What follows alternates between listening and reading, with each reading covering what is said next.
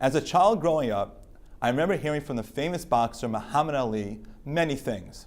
But there was one motto which stood out from amongst the rest, and that was, "I am the greatest." He would walk into a room, and people would just stop and listen to what he had to say. He had this confidence that he was able to do whatever he wanted, no matter the odds. Where did he learn this from?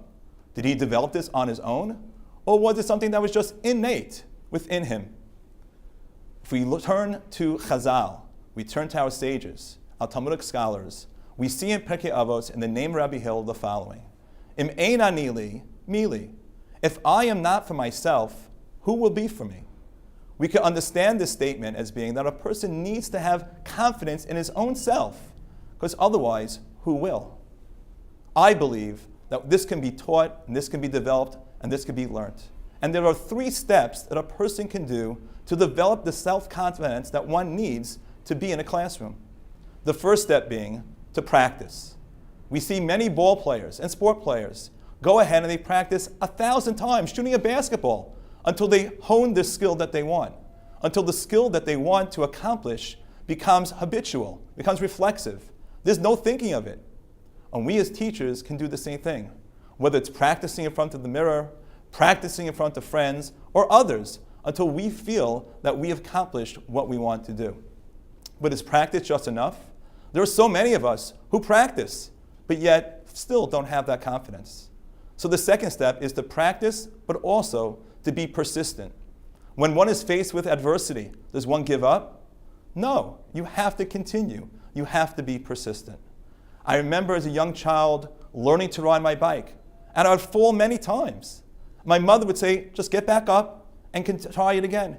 Take one step at a time, one wheel at a time, until finally I was riding that bike. I had my 2-wheeler right down the street.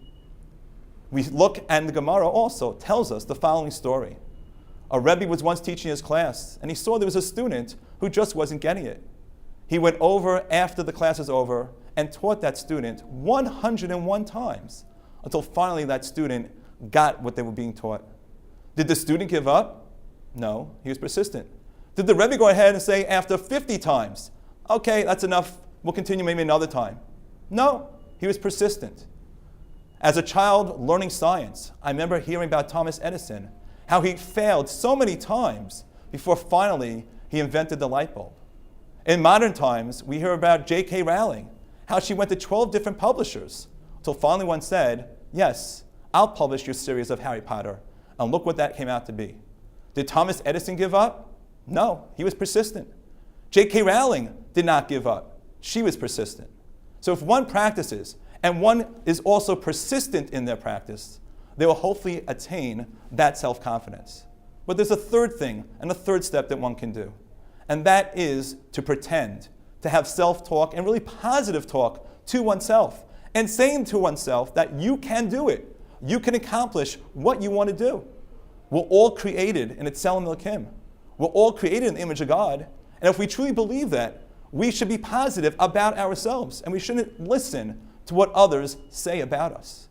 If we practice and we're persistent and we pretend and have self-talk and say that we can do it, then one day it could be done and we can all be the greatest.